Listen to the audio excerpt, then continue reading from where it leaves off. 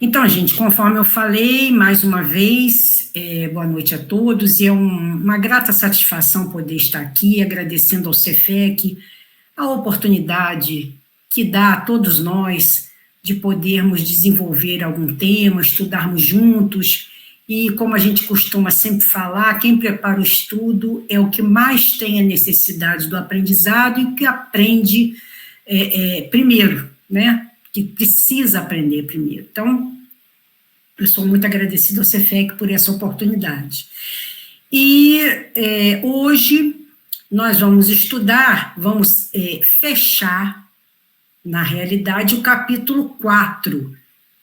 Vamos encerrar com o item 81, esse capítulo, e vamos falar da teoria das manifestações físicas dos itens 75 a 81. Só para lembrar um pouquinho, o pessoal que acompanha esse nosso estudo sistematizado, lembrando, nós já falamos sobre isso, mas é bom falar, para quem anota, para quem gosta de anotar alguma coisa, copiar. Kardec, ele dividiu o Livro dos Médiuns em duas partes. A primeira parte, que ele chama de noções preliminares, que contém 4 capítulos, que nós já estudamos, já passamos por ele. E a segunda parte, que ele denomina das manifestações espíritas, que contém 32 capítulos. Nós já caminhamos um pouquinho dentro dessa segunda parte. Então, como nós vamos fechar hoje o capítulo 4, que fala da teoria das manifestações físicas, nós vamos fazer uma breve recapitulação do que nós já percorremos durante esse estudo do Livro dos Médiuns.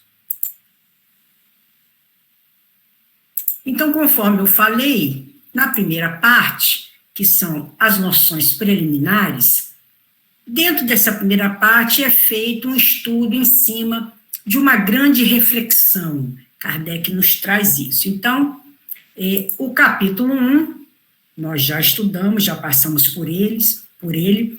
Esse capítulo, ele de cara nos apresenta um questionamento de Kardec. Há espíritos? E esse questionamento, ele é bem oportuno, porque nesse questionamento, o codificador, ele vai nos apresentar uma reflexão muito importante. Ou seja, trocando em miúdos dentro desse capítulo, ele nos traz a seguinte colocação: antes da gente tornar alguém espírita, né, desejar que alguém se torne espírita, nós devemos tornar essa pessoa espiritualista, ou seja, fazer com que essa pessoa, ela perceba e venha a aceitar e a acreditar na imortalidade da alma, ou seja, que existe alguma coisa além da vida física. E dentro desse capítulo, Kardec discorre muito bem sobre isso, sobre a sobrevivência da alma à morte física. No capítulo 2, Kardec nos traz do maravilhoso e do sobrenatural. Ele nos esclarece com essas duas palavras que nós não compreendemos ainda, muitos de nós ainda não compreendemos o fenômeno em si, muitos de nós entendemos tratar-se de coisas maravilhosas, talvez até busquemos isso, né? E Kardec fala bem sobre essas duas palavrinhas, maravilhoso e sobrenatural. No capítulo 3, que também já estudamos, Kardec nos traz do método, onde ele apresenta, de uma forma muito pertinente, uma série de linhas de raciocínio em cima de conceitos materialistas. Uma série de raciocínios dentro do século XIX, que ele se utiliza para estabelecer um contraponto em cima do raciocínio doutrinário, É bem interessante esse capítulo que nós já percorremos. E, finalizando essa primeira parte das noções preliminares, nós temos o capítulo 4, que Kardec, e não é menos importante, né, Kardec, nesse capítulo 4, ele trata dos sistemas. E ali, nesse capítulo dos sistemas, ele vai nos mostrar várias linhas de pensamento, exatamente, que ele denominou de sistemas, essas linhas de pensamento, em que ele mostra como é que as pessoas entendiam o fenômeno espírita, e ele, como um professor, didaticamente, nos coloca de uma forma, assim, espetacular, essas linhas de pensamento, de como as pessoas viam o fenômeno mediúnico, o fenômeno espírita, muito interessante. E aí a gente passa para a segunda parte, que é exatamente onde nós estamos, que trata das manifestações espíritas, conforme eu falei, tem 32 capítulos. Nós já percorremos o capítulo 1, que é a ação dos espíritos sobre a matéria, ou seja, a capacidade dos espíritos movimentarem objetos, como isso tudo se dá. No capítulo 2, nós vimos das manifestações físicas, das mesas girantes. Nós conhecemos esse apelido, né, que foi dado ao fenômeno das mesas girantes, e nós aprendemos o porquê desse apelido, dessa movimento que o povo deu ao fenômeno da movimentação dessas mesas, e nós aprendemos que, na realidade, esse nome, fenômeno das mesas girantes, ele representa todo um conjunto de fenomenologias. Então, isso é muito interessante a gente perceber. E aí, nós passamos também pelo capítulo 3, que Kardec traz de uma forma espetacular, das manifestações inteligentes. E nós temos que entender, através dessas manifestações inteligentes, como Kardec coloca, que mesmo havendo uma manifestação física, como foi o caso, né, suspensão de mesa, movimento de objetos, produzindo pancadas, ruídos, etc., na realidade, esses efeitos, eles têm uma causa, Kardec nos mostra isso, eles respondem de uma forma inteligente. Toda essa fenomenologia não é aleatória, existe uma causa inteligente por detrás desse fenômeno físico. E o capítulo 4, que nós vamos encerrar hoje, fala da teoria das manifestações físicas. Na realidade, quem olha assim para esse capítulo, mas no capítulo 2 nós já falamos sobre manifestações físicas, mas nós vamos entender por que Kardec, de uma forma muito pedagógica, muito didática, ele nos traz essa teoria das manifestações físicas, buscando um esclarecimento maior, voltado para a nossa melhor compreensão. Então, nós vamos entender isso durante o nosso estudo. Então, no capítulo 4 da teoria das manifestações físicas, já foram estudados os movimentos e a suspensão, né, de determinados objetos, como é que eles se produzem, como é que os espíritos conseguem fazer isso, todo um conjunto já foi falado, um conjunto adjacente disso aí já foi falado, né? E já foi falado também dos ruídos, como é que eles se produzem, como que os espíritos também fazem isso, e foi com certeza muito bem colocado pelos nossos irmãos que trabalham também esse estudo sistematizado que a gente procura estudar junto.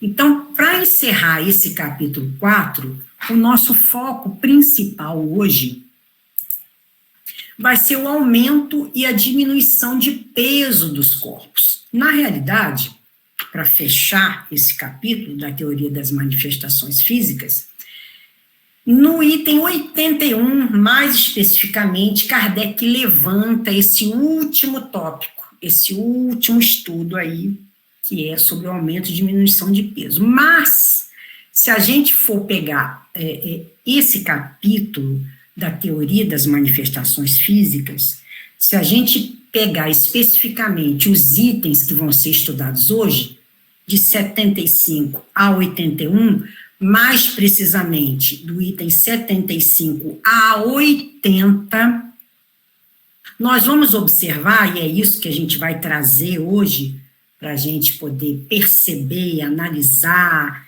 assimilar.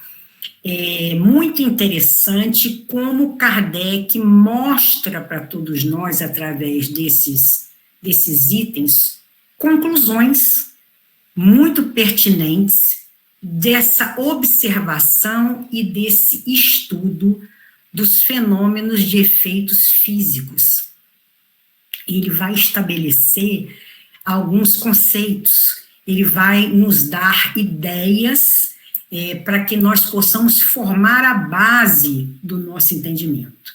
Então, estudando esses itens, nós vamos mostrar nesse estudo as conclusões que Kardec, de uma forma muito pontual, coloca para todos nós, para que a gente possa observar.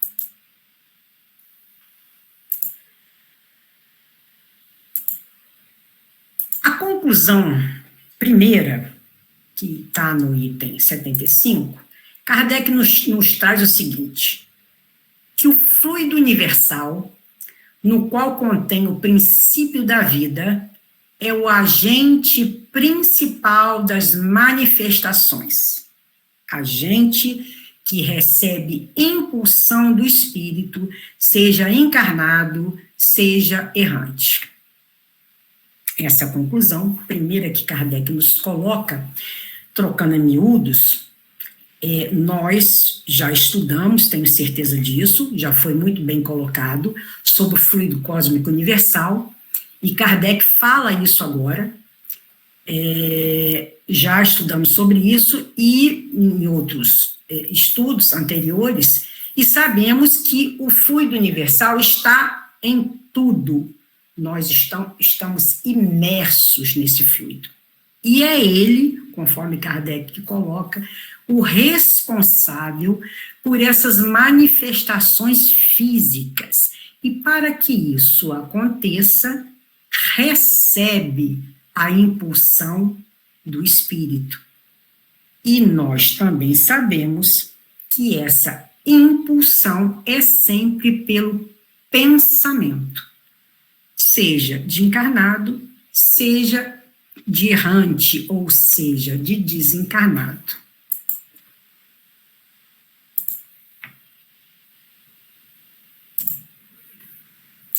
A conclusão 2 nos traz: condensado, esse fluido constitui o perispírito, ou invólucro semimaterial do espírito. Vamos dar uma paradinha para a gente poder analisar esse conceito que Kardec nos traz, essa conclusão que ele nos coloca a respeito do fenômeno físico. Quando ele se utiliza da palavra semimaterial, a gente não tem que tomar isso ao pé da letra, né? A gente precisa entender que se trata, quando fala semimaterial, invólucro semimaterial, que se trata de outro estado da matéria.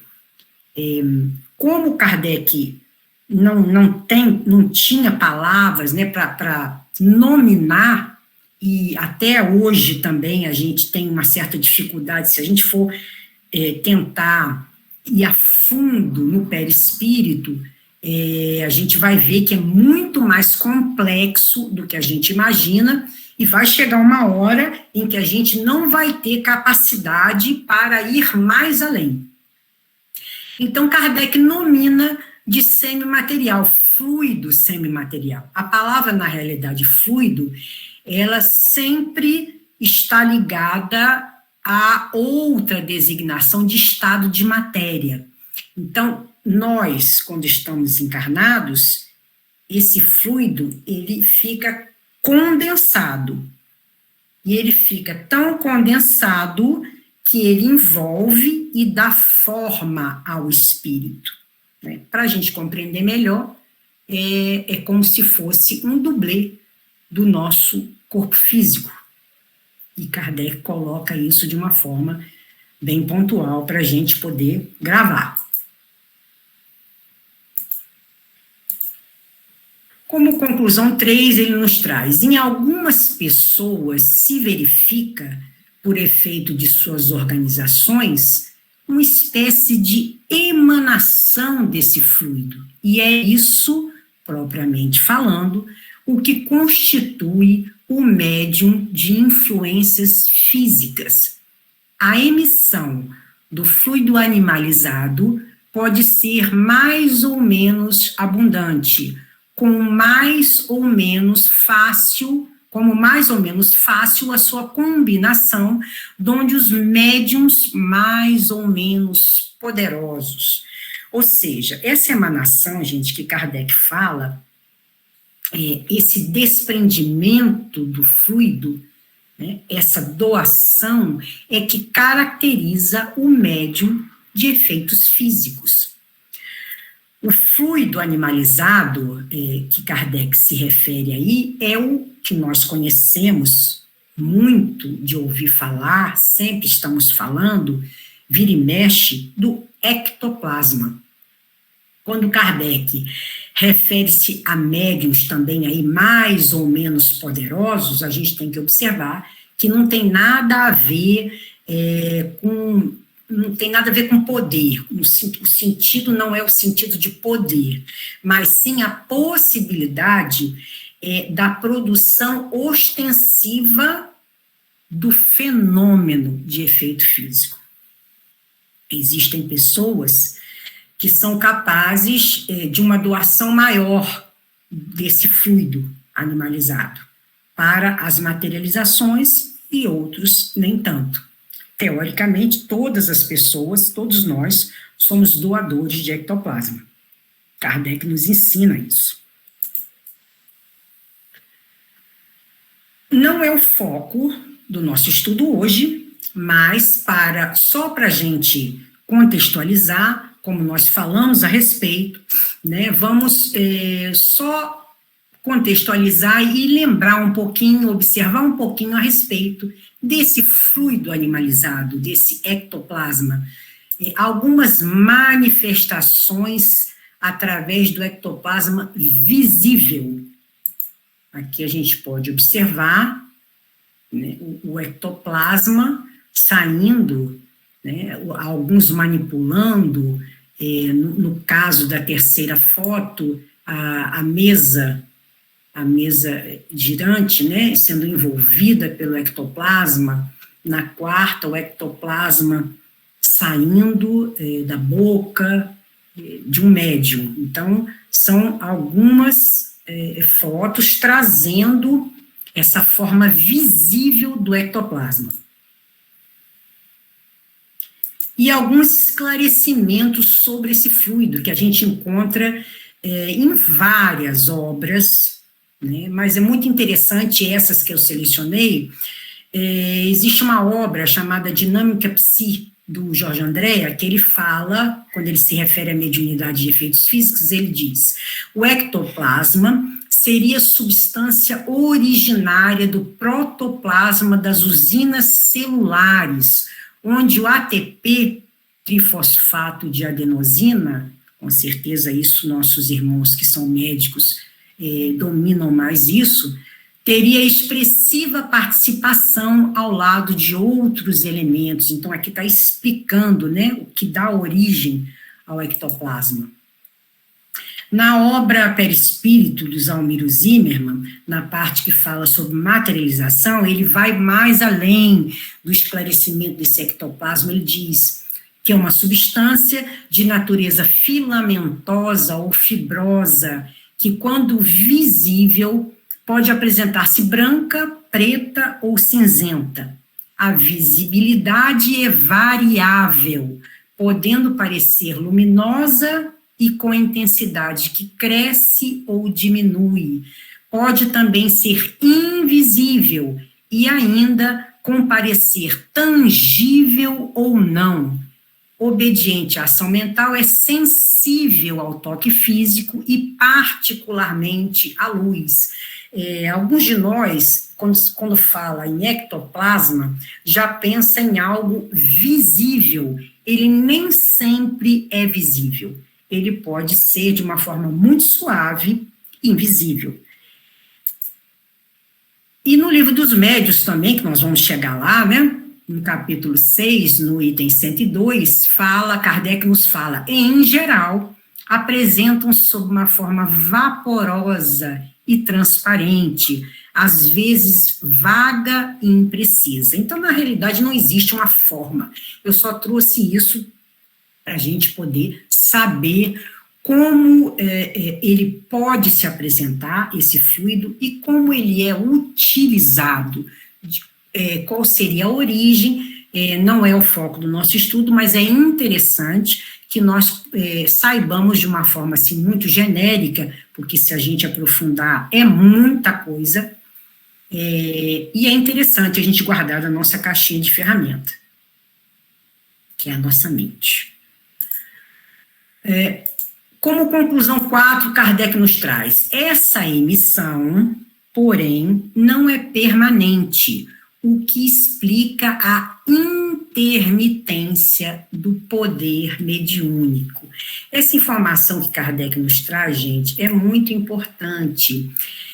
O Kardec costumava observar muito as reuniões mediúnicas, e ele observava que um dia o médium tinha uma determinada possibilidade mediúnica, e em outro dia ele não contava com aquela mesma possibilidade mediúnica. Isso nos traz a informação, essa colocação de Kardec sobre essa intermitência, nos traz a colocação de que o fenômeno mediúnico, ele é espontâneo. Me fez lembrar, inclusive, todo mundo fala isso, e eu me lembro que Santana falava muito, né? O telefone toca de lá para cá, não é daqui para lá. E a gente tem essa percepção agora aqui, né? Embora a vontade do médium possa prevalecer, mas se não existirem condições necessárias de ambiente, de mente, espíritos auxiliando, o fenômeno não vai ocorrer. Essa intermitência que Kardec fala, na realidade, é a prova de que o fenômeno é real, o fenômeno é verdadeiro, e isso é muito importante a gente observar. Tem dias que a reunião mediúnica é de um jeito, é de uma forma. Tem outros dias que não vai ser daquela mesma forma, vai ser de um outro jeito. E isso é que dá a autenticidade do fenômeno. Não depende do médium. E muitos médiuns, inclusive Kardec coloca isso, muitos médiuns, e hoje a gente ainda vê isso, muitos médiuns que faziam shows para mostrar a sua mediunidade, acabavam indo por outro caminho, que era o caminho da fraude, porque nem sempre acontecia do jeito que eles imaginavam que iria acontecer, né, que eles teriam um domínio total sobre aquilo, e não era assim. Então, isso nos traz, essa conclusão de Kardec, essa importante conclusão de que essa intermitência do poder mediúnico é que dá a veracidade a ele, do fenômeno, em qualquer fenômeno, seja físico ou não.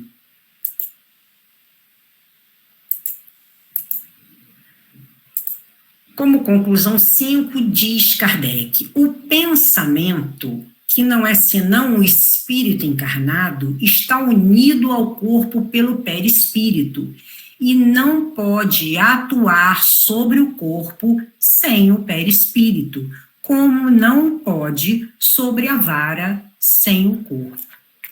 Kardec aqui conclui, e isso nós já estudamos, nós só vamos reforçar o nosso estudo, que o pensamento é um atributo do espírito. Nós já sabemos disso, até pelos nossos estudos. Mas, dada a natureza, ele precisa de um envoltório, né? De uma, vamos dizer assim, uma matéria, entre aspas, que vai permitir com que ele atue sobre o corpo físico. Então, vamos entender bem isso, que é o que Kardec coloca para nós. Então, eu penso, eu espírito, a Rita espírito, eu penso em levantar minha mão. Essa determinação da minha vontade, o que eu pensei, vai atingir o meu perispírito vai fazer com que esse comando chegue aos meus nervos e músculos para que eu possa, assim, levantar a minha mão. Então, quem pensa, quem sente, quem determina é o espírito, o alma.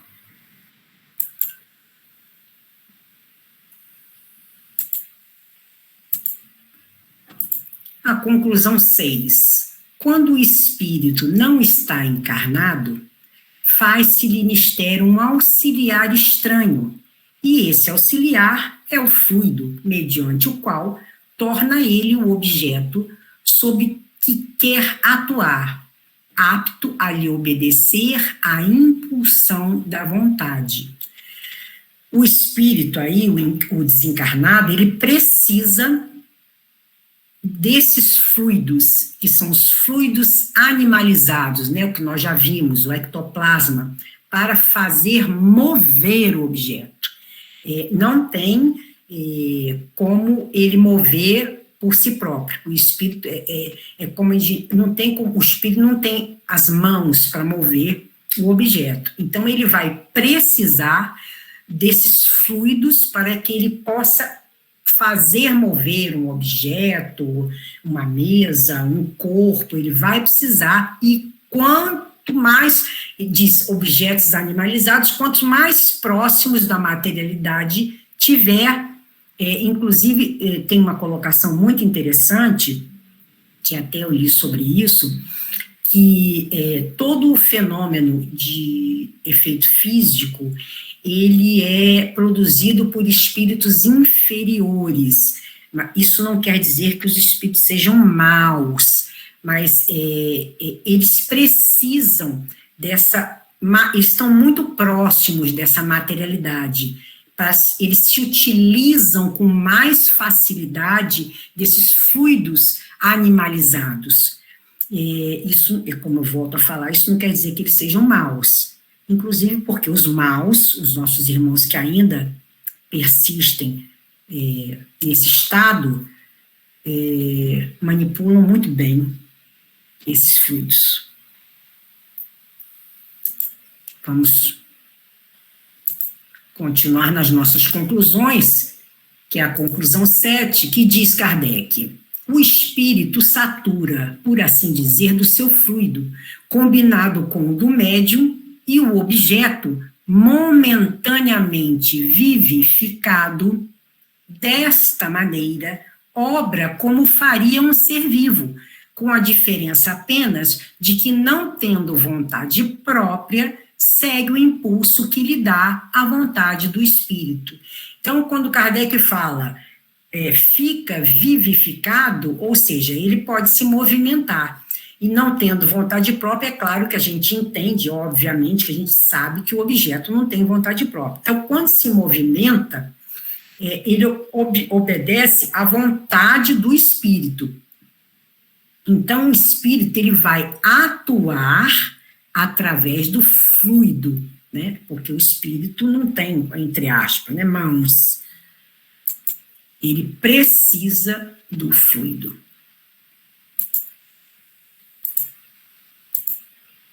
Kardec coloca, ele, no caso, ele se refere ao fenômeno, né?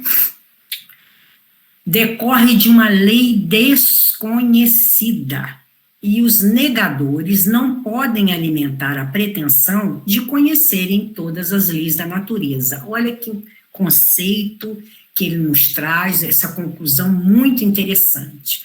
Quando ele fala uma lei desconhecida, é que promove, é essa lei que é desconhecida, a gente não tem detalhes sobre isso, né? É essa lei que permite que haja a produção de todos esses fenômenos.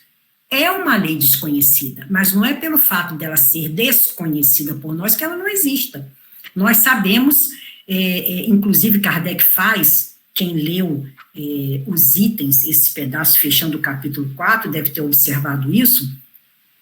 Kardec faz uma observação quanto a esses negadores das leis da natureza, né? Em certa altura do texto, Kardec faz uma reflexão muito interessante. Ele diz que a gente não acredita em um espírito que vem e revela uma lei. Mas se esse mesmo espírito, se ele tivesse encarnado e afirmasse a existência de uma lei, a gente iria acreditar. Né? Teoricamente, a gente iria acreditar nele. Então, a diferença é estar ou não encarnado. Kardec fala isso no texto. E, inclusive, durante essa reflexão que ele faz, ele cita Arago, que é um espírito que sempre se manifestava nas reuniões da Sociedade Parisiense de Estudos Espíritas. E eu achei muito interessante, ele se referia a esse espírito Arago, aos irmãos Arago, né? E aí eu fui saber quem era. Trata-se de François-Jean Dominique Arago, que foi um político famoso, um político muito influente, conhecido em toda a Europa. Ele foi físico, astrônomo e político francês. Ocupou o cargo de primeiro-ministro da França de 10 de maio a 24 de junho de 1848.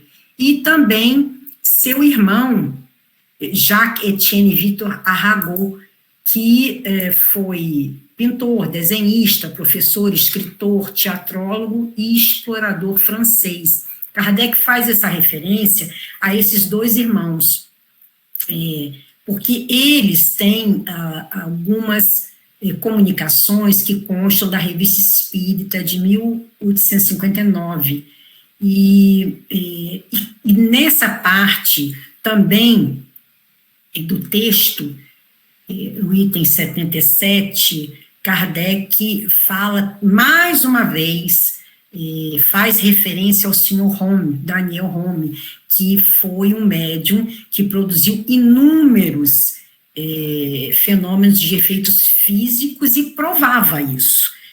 Inclusive, um desses, ele ficou famoso porque ele provou o fenômeno, porque ele levitou, molhou o dedo na tinta, levitou e fez um X no teto. Muito interessante essa fenomenologia de efeitos físicos.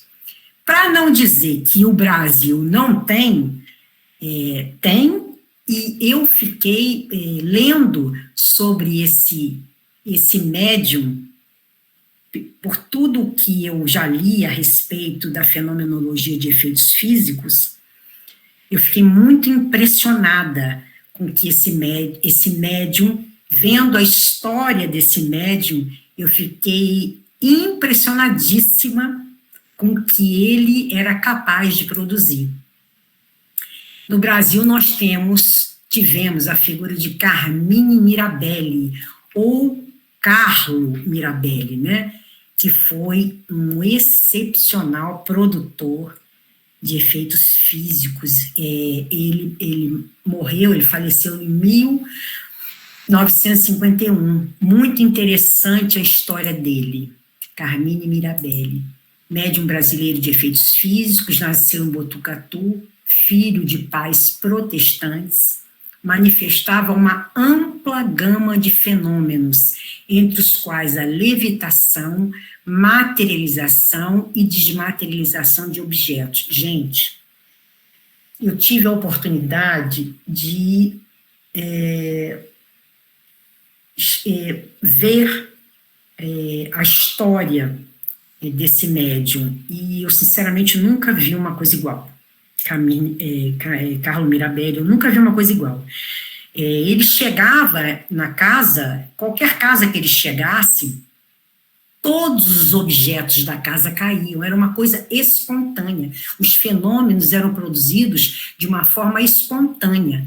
Ele tinha ele produzia inúmeros fenômenos, levitação, essa materialização de matéria, foi feito, ele foi levado para fora, para o exterior, foi analisado por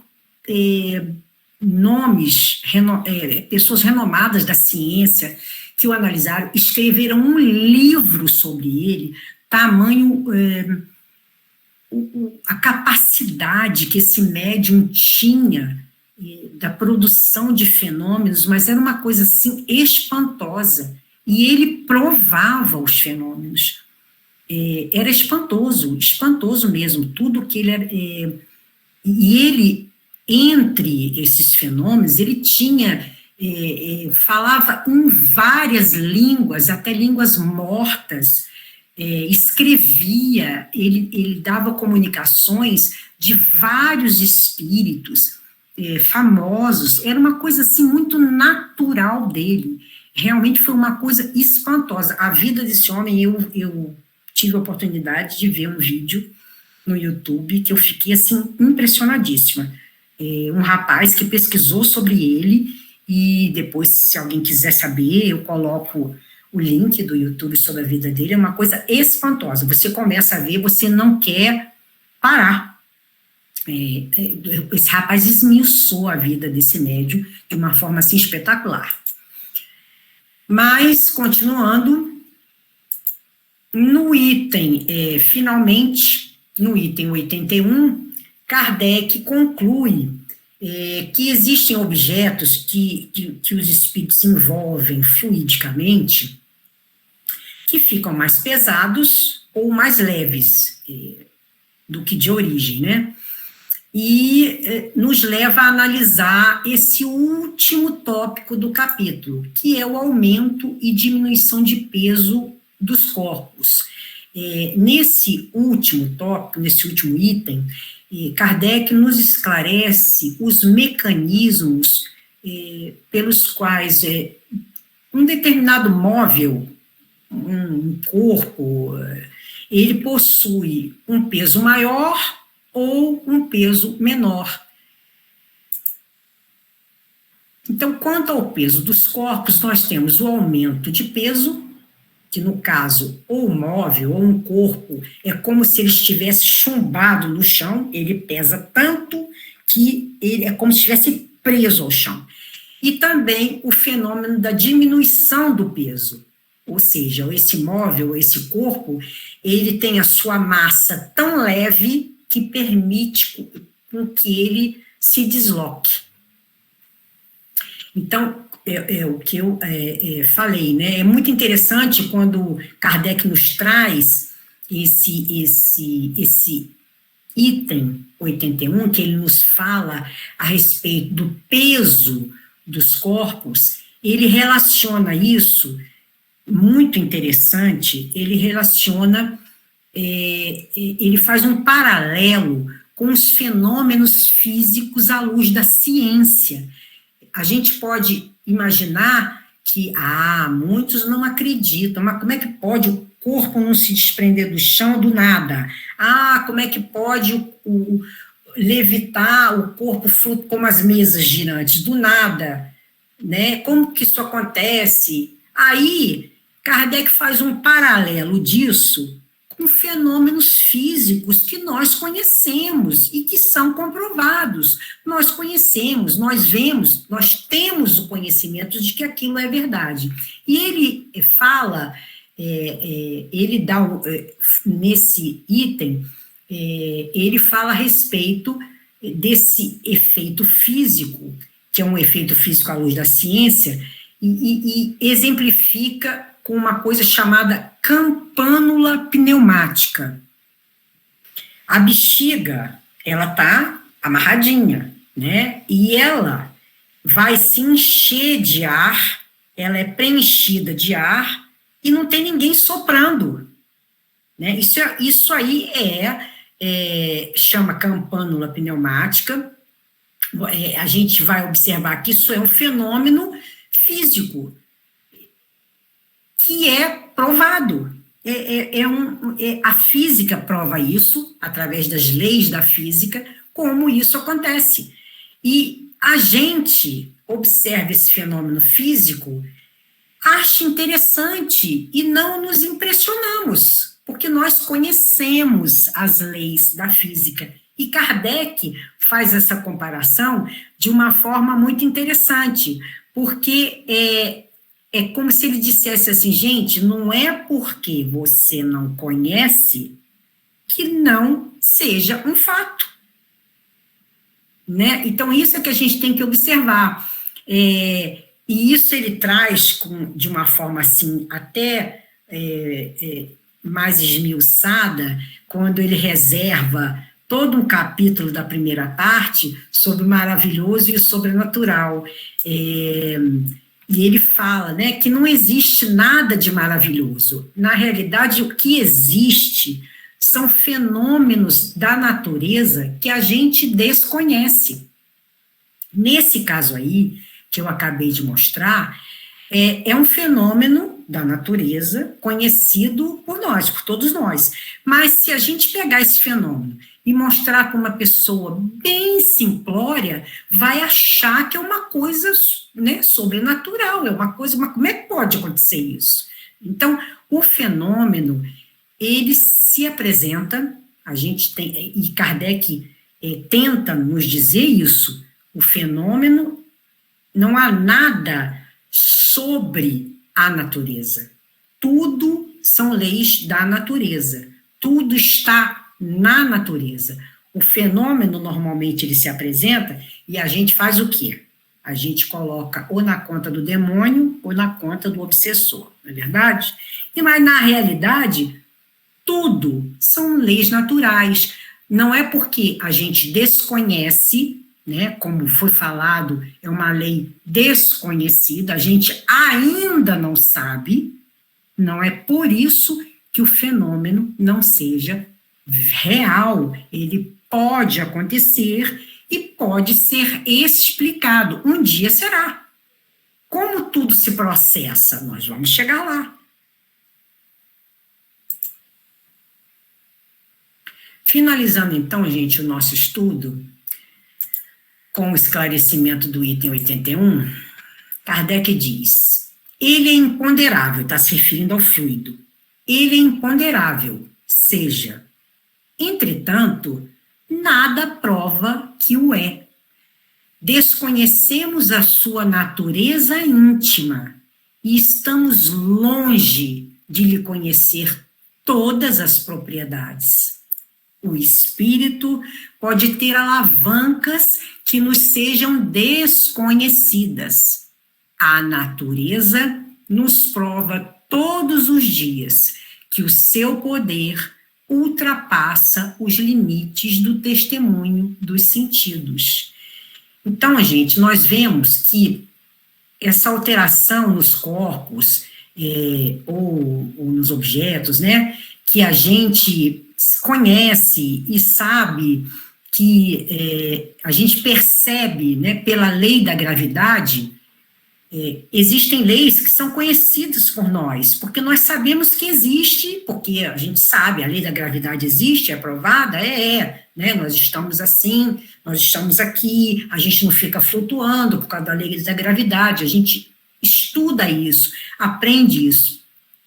Kardec nos diz que a espiritualidade se utiliza de outros mecanismos, ela se utiliza de outras leis, sobretudo quando a gente estuda o perispírito, sobre o ectoplasma, sobre o fluido vital, que quando a gente estuda isso, a gente observa, se a gente modificar essas propriedades, Kardec nos fala isso, né, quando a gente estuda sobre esses fluidos, se a gente modificar essas substâncias, são produzidos alguns outros fenômenos. Então, a gente está quase chegando lá, em termos do entendimento de coisas que ainda não temos o entendimento total. Mas, percebam, hoje nós avançamos muito, muito.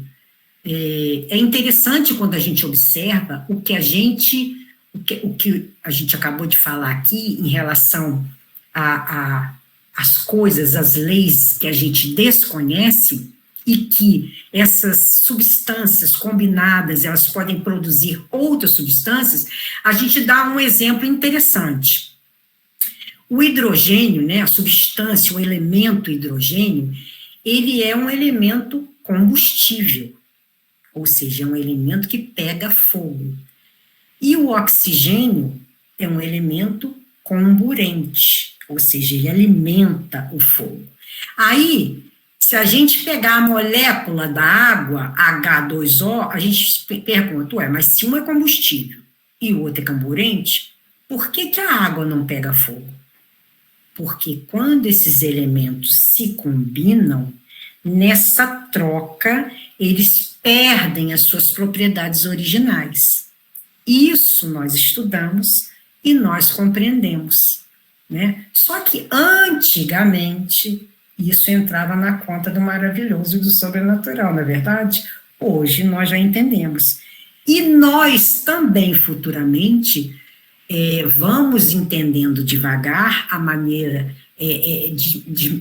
conforme nós caminhamos e estudamos e nos é revelado, nós vamos devagar entendendo essas leis que regem esses fenômenos físicos.